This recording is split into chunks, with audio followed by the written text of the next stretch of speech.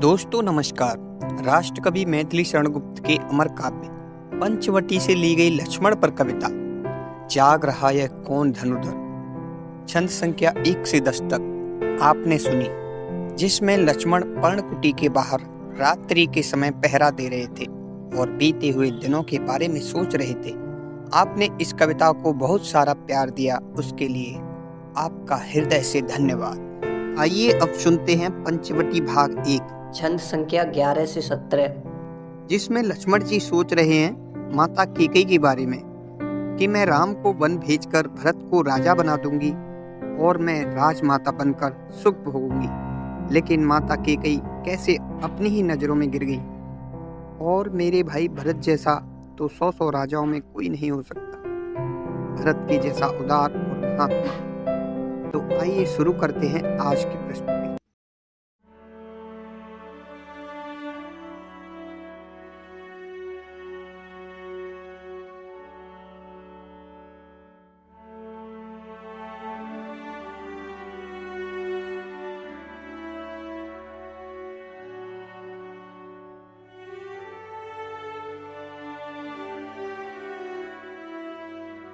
उसे देखते सब वह थी, निज को ही ना देख सकती।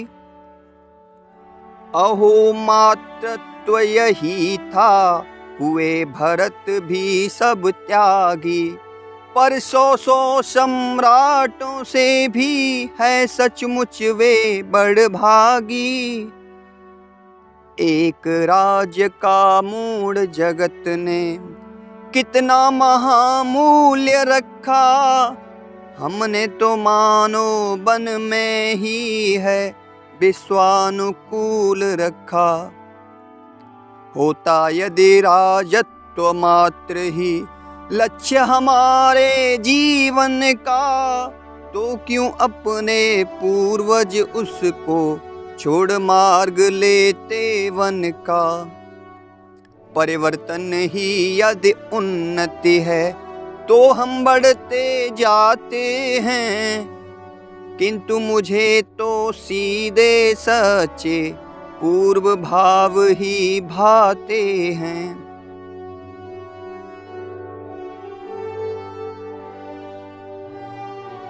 जो हो जहां आर्य रहते हैं, वही राज्य वे करते हैं। उनके शासन में वनचारी सब स्वच्छंद बिहरते हैं। रखते हैं सत्यन पर हम पुर में, जिन्हें पिंजरों में कर बंद। वे पशु पक्षी भावी से हैं, हिले यहाँ स्वयं अपी सानंद। करते हैं हम पतित जनों में बहुधा पशुता का आरोप। करता है पशु वर्ग किंतु क्या निज निसर्ग नियमों का लोप। मैं मनुष्यता को स्वरत्व की जननी भी कह सकता हूँ, किंतु पतित को पशु कहना भी कभी नहीं सह सकता हूँ। आकर विचित्र पशु पक्षी यहाँ बिताते दोपहरी। भाभी भोजन देती हैं उनको पंचवटी छाया गहरी।